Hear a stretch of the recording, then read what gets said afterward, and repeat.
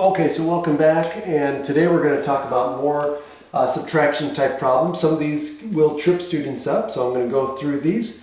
But before I get into these three examples that are on the board, I wanted to go back to the 64 minus 37 that I did in the last video and show you another little trick that you can do to help do things in your head. Sometimes, and this works with subtraction, okay, is sometimes you can add or subtract a certain amount to each of the two numbers to make it a simpler situation to subtract.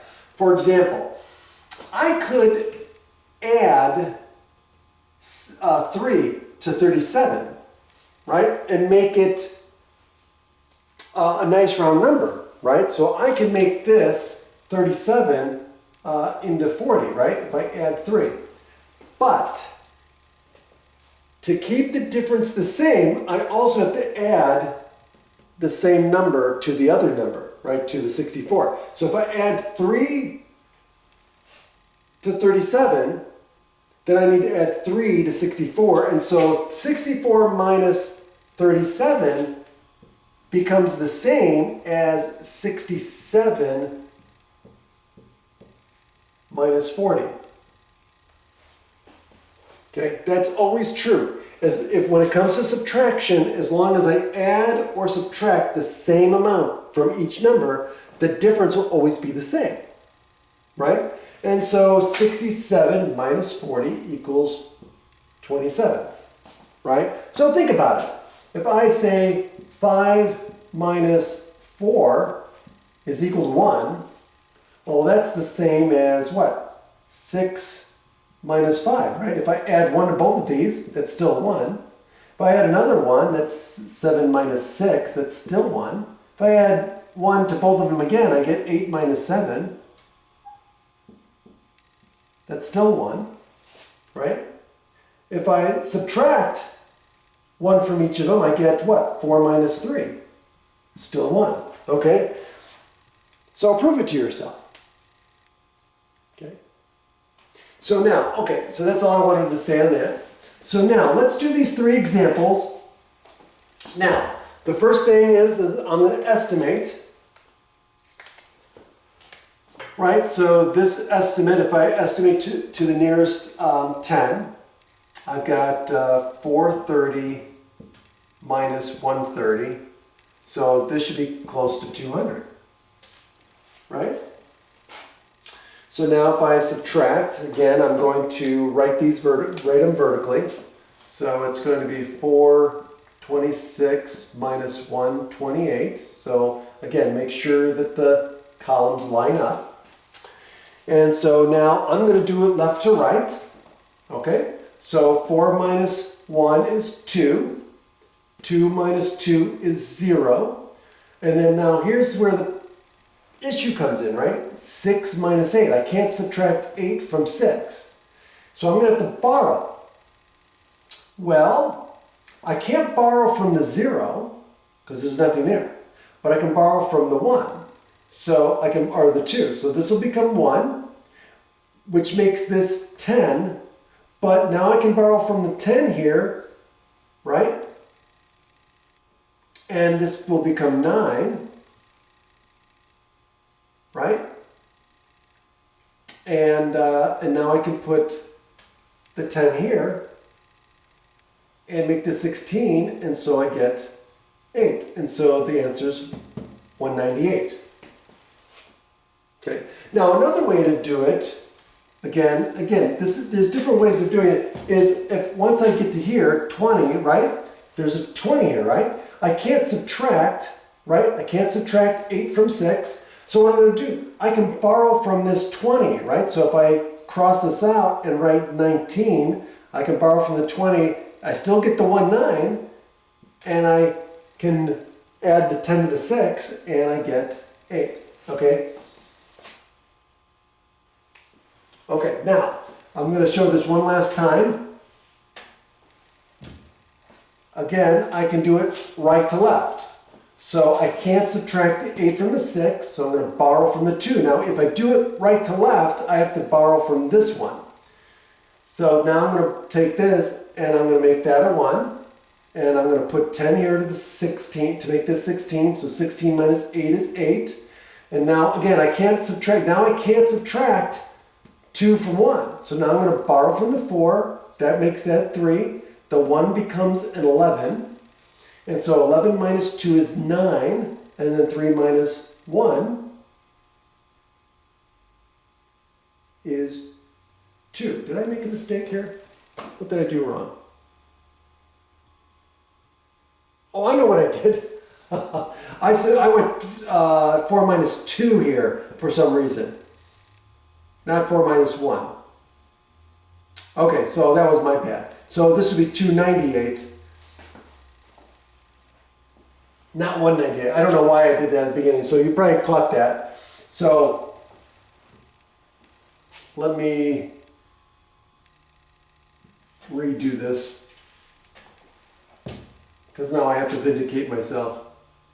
So we've got 426, 1. I don't know why I wrote 2. 128, or I was thinking 2. I don't know why. Okay. So now, again, I'm going to do it one last time left to right, just so you show you that this does work. So 4 minus 1 is 3. I don't know why I put 2 there last time. And then 2 minus 2 is 0.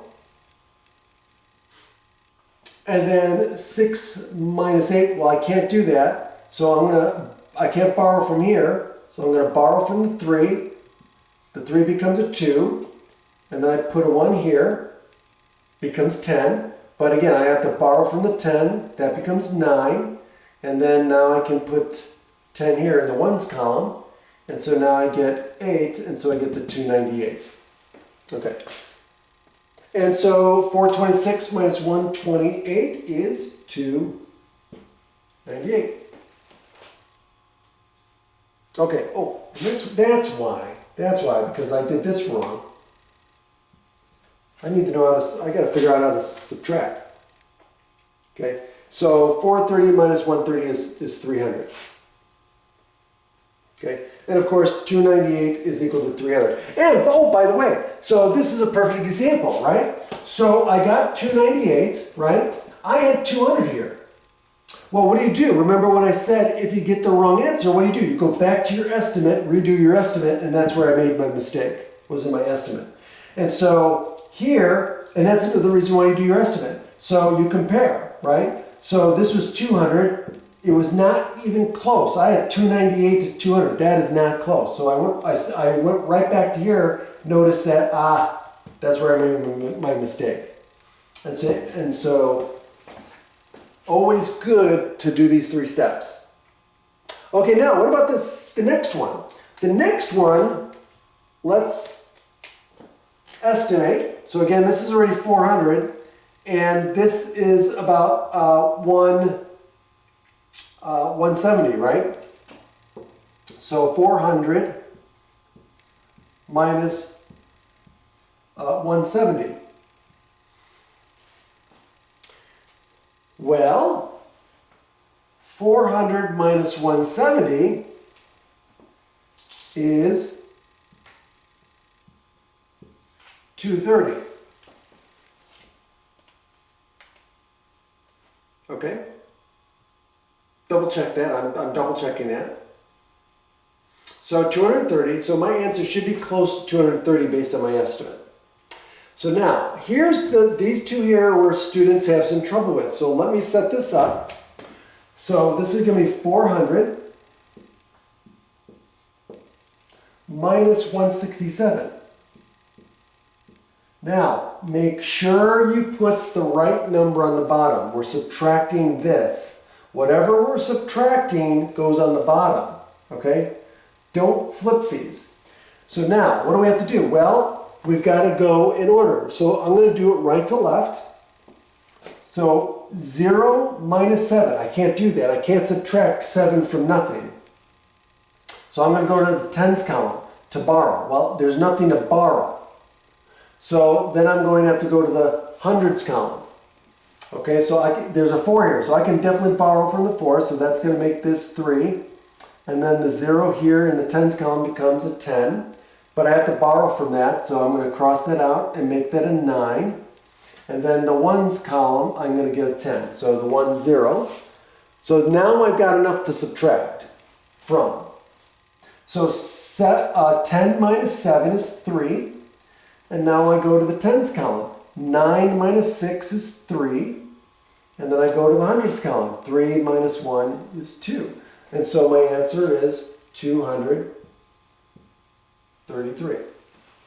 Now let me try it the left to right way just one last time, and then I'll just stick with the right to left for the purpose of just being consistent. But again, if I do 400 minus 167, and I do left to right. So I'm going to go 4 minus 1 is 3. Now here, I can't subtract 6, so I'm going to borrow from the 3, make that 2. And so this becomes a 10. 10 minus 6 is 4. But then I can't subtract 7 from 0 here, so I'm going to borrow from the 4. That makes this 3. And now this becomes 10, and 10 minus 7 is 3, and I get the same answer. Okay. And the cool thing is I don't have to carry or cross things out and have numbers up here. I just do it down here and I can see my answer. Okay, so the last one. So now if I estimate this and round, I'm going to get 5,000. Right? So in this case, I'm going to round to the nearest 100. Okay? So in this case, it's going to be 5,000. Okay, minus 2,500. So my answer should be relatively close to 2,500. So now, I'm going to set this up vertically. So 5,006 minus 2,487. And so now, if I go left to right, okay, I'm going to 5 minus 2 is 3. Now, I can't subtract 4 from 0, so I'm going to borrow from the 3, and that gives me another 10 in this column. 10 minus 4 is 6. But again, in the tens column, I can't subtract because I can't subtract 8 from 0. So I'm going to borrow from here in the hundreds, make this 5, and I'm going to get another 10 in the tens column. So I get 10 minus 8, which is 2. And again, I can't subtract 7 from 6. So I'm going to borrow from the tens column, and I'm going to make this 1. And then I get a 16 minus 7, which is 3. Or excuse me, not 3. What am I thinking? 9. And so my final answer is 2,519, which is pretty darn close to my estimate. Okay? And that's it. Have a great day.